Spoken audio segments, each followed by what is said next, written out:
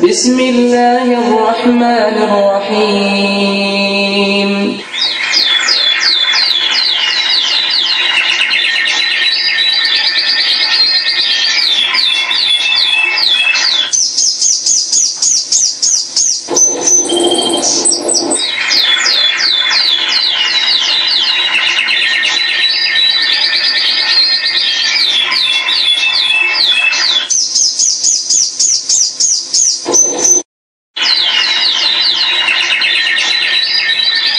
مولانا سلیم ساجد صاحب مدنی حفظہ اللہ خطاب فرمائیں گے۔ میرے بھائیو، آپ جانتے ہیں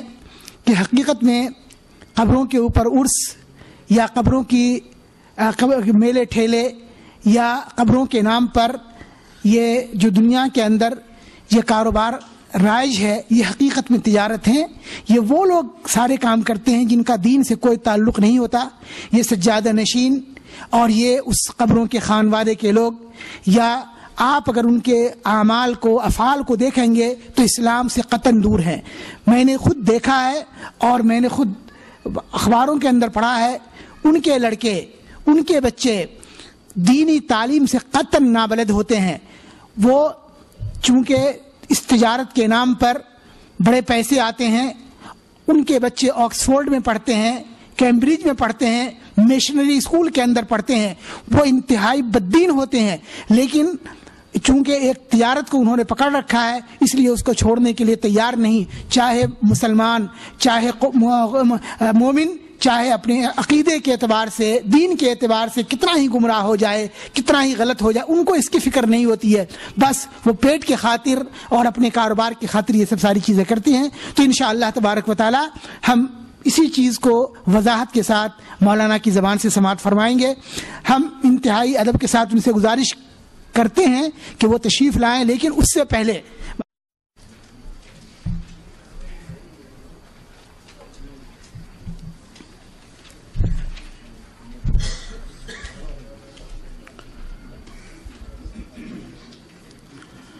السلام علیکم ورحمۃ اللہ وبرکاتہ۔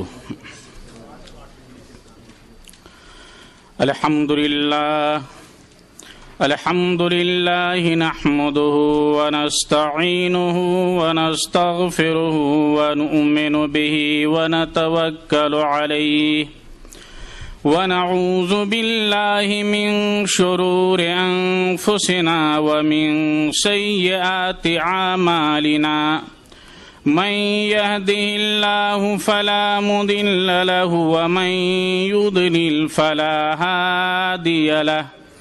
وأشهد أن لا إله إلا الله وحده لا شريك له، وأشهد أن محمدا عبده ورسوله، أما بعد فإن خير الحديث كتاب الله، وخير الهدي هدي محمد صلى الله عليه وسلم، وشر الأمور محدثاتها وكل محدثة بدعة وكل بدعة ضلالة وكل ضلالة في النار، فأعوذ بالله السميع العليم من الشيطان الرجيم، بسم الله الرحمن الرحيم، وما خلقت الجن والإنس إلا ليعبدون۔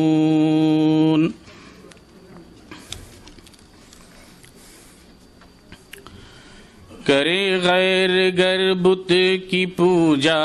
تو کافر، جو ٹھہرائے بیٹا خدا کا تو کافر، جھکے آگ پر بہر سجدہ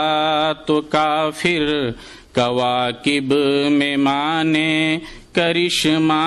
تو کافر، مگر مومنوں پہ کشادہ ہیں راہیں، پرستش کریں شوق سے جس کی چاہیں، نبی کو جو چاہیں خدا کر دکھائیں اماموں کا رتبہ نبی سے بڑھائیں، مزاروں پہ دن رات نظریں چڑھائیں، شہیدوں سے جا جا کے مانگیں دعائیں، نہ توحید میں کچھ خلل اس سے آئے، نہ اسلام بگڑے نہ ایمان جائے، وہ دین جس سے توحید پھیلی جہاں میں، ہوا جلوہ گر حق زمین و زماں میں، رہا شرک باقی نہ وہم و گماں میں، وہ بدلا گیا آ کے ہندوستان میں، ہمیشہ سے اسلام تھا جس پہ نازاں، وہ دولت بھی کھو بیٹھے آخر مسلمان۔ برادران اسلام، اللہ تعالیٰ نے قرآن مجید کے اندر جنات و انسان کی تخلیق کا مقصد اپنی عبادت کو قرار دیا ہے، اور اسی مقصد کے تحت سب کے سب لوگ ایک امتی ہو کر صرف اللہ تعالیٰ کی عبادت کرتے تھے۔ حدیث قدسی کے اندر آیا ہے، اللہ تعالیٰ فرماتا ہے کہ انی خلقت عبادی حنفاء کلہم، کہ میں نے اپنے سب بندوں کو توحید پرست بنا کر پیدا کیا، سب اللہ والے تھے۔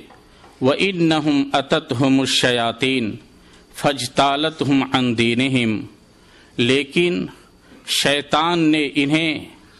دین سے بہکا دیا۔ وَأَمَرَتْهُمْ أَنْ يُشْرِكُوا بِي مَا لَمْ أُنزِلْ بِهِ سُلْطَانًا، اور شیطان نے انہیں حکم دیا کہ یہ میرے ساتھ ایسے لوگوں کو شریک بنائیں، شریک ٹھہرائیں جس کی کوئی دلیل میں نے نازل نہیں کی۔ اس حدیث کو علامہ البانی رحمۃ اللہ علیہ نے جامع صغیر کے اندر صحیح قرار دیا ہے۔ اللہ تعالیٰ نے قرآن مجید کی سورہ بقرہ آیت نمبر 213 کے اندر فرمایا ہے کہ کان الناس امۃ واحدہ فبعث اللہ النبیین مبشرین ومنذرین،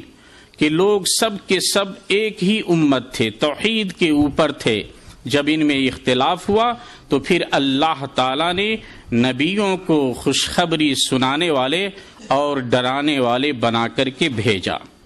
ایسی ہی سورہ یونس کی 19 نمبر کی آیت ہے، وَمَا كَانَ النَّاسُ إِلَّا أُمَّةٌ وَاحِدَةٌ فَاخْتَلَفُوا، کہ لوگ سب کے سب ایک ہی امت تھے لیکن انہوں نے آپس کے اندر اختلاف کیا۔ حضرت عبداللہ بن عباس رضی اللہ تعالی عنہما فرماتے ہیں،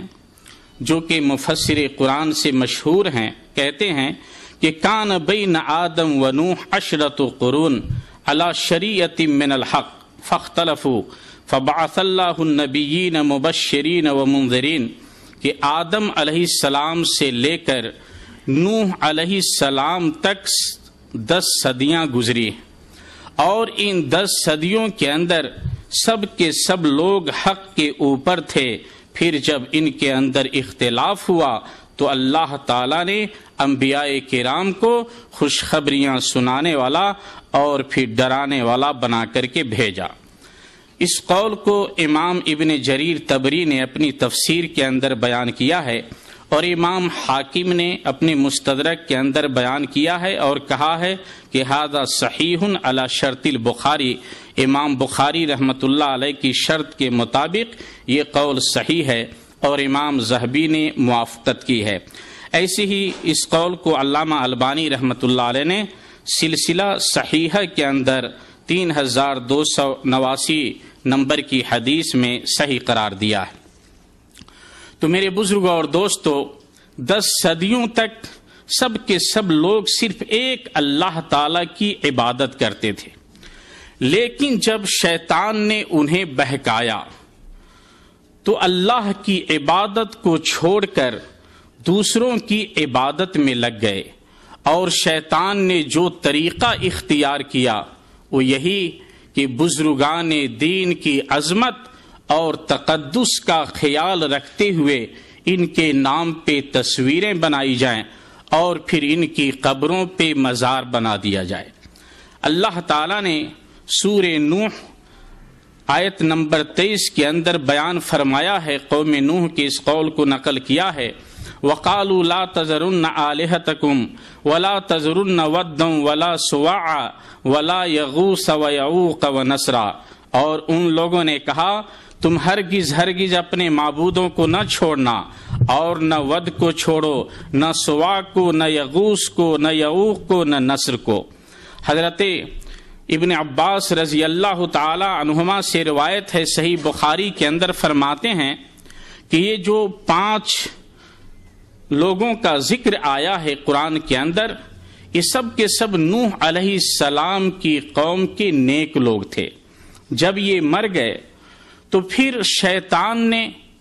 نئی نسل سے کہا کہ یہ جو نئے لوگ، یہ جو تمہارے بزرگ اور محترم لوگ مر گئے ہیں، ان کے نام کی تصویریں بناؤ اور ان کی مجلسوں میں، اپنے گھروں میں، دکانوں میں لٹکاؤ، تو ان کی یاد تازہ ہوگی اور انہیں دیکھ کر ان جیسے تم بھی عبادت کرنے کی کوشش کرو گے۔ ان لوگوں کی تصویریں بنائی گئیں اور جگہ جگہ لٹکائی گئیں۔ جب یہ تصویریں لٹکانے والے گزر گئے تو پھر نئی نسل کے پاس شیطان نے آ کر کہا کہ تمہارے جو باپ دادا تھے یہ ان تصویروں کی عبادت کرتے تھے، پوجا کرتے تھے، تو تم بھی ان کی پوجا پاٹ شروع کر دو۔ چنانچہ لوگوں نے ان تصویروں کی عبادت کرنا شروع کر دیا۔ اور میرے بزرگوں اور دوستو، آپ سب جانتے ہیں کہ اللہ تعالیٰ نے قرآن مجید کے اندر جگہ جگہ بیان فرمایا ہے کہ شرک اتنا بڑا خطرناک جرم ہے کہ جس کی کوئی مغفرت نہیں جب تک کہ مشرک توبہ نہ کر لے، مرنے سے پہلے توبہ استغفار نہ کر لے۔ اللہ تعالیٰ نے فرمایا ان اللہ لا یغفر ان یشرک بہ ویغفر ما دون ذلک لمن یشاء، اللہ تعالیٰ اپنے ساتھ شرک کیے جانے کو معاف نہ کرے گا اور شرک کے علاوہ جس گناہ کو چاہے معاف کر دے۔ یہ امت جیسا کہ اس سے پہلے آپ نے سنا ہے کہ یہود و نصارہ کی تقلید کرے گی، یہود و نصارہ کے پیچھے دوڑے گی، تو نبی کریم صلی اللہ علیہ وسلم نے اس امت کو سختی کے ساتھ ڈرایا اور روکا کہ یہ اولیاء اور بزرگان دین کے تقدس اور عظمت کے اندر ان کے مزاروں کی عبادت نہ کرنے لگیں۔ جو حضرت جندب رضی اللہ تعالی عنہ فرماتے ہیں سمعت النبی صلی اللہ علیہ وسلم یقول قبل ان یموت بخمس، نبی صلی اللہ علیہ وسلم کے انتقال فرمانے سے 5 دن پہلے میں نے آپ کو فرماتے ہوئے سنا الا وان من کان قبلکم کانوا یتخذون علی قبور اولیائہم انبیائہم وصالحیہم مساجد، کہ خبردار یاد رکھو تم سے پہلے جو لوگ تھے وہ اپنے انبیاء کرام اور بزرگان دین کی قبروں کے اوپر عمارت بنا لیتے تھے، انہیں عبادت گاہ بنا لیتے تھے۔ فلا تتخذوا القبور مساجد فانی انہاکم عن ذلک، تو خبردار تم لوگ قبروں کے اوپر سجدہ گاہ نہ بنانا، ان کے اوپر سجدہ نہیں کرنا، میں تمہیں ان سے روکتا ہوں۔ صحیح مسلم کے اندر یہ روایت ہے۔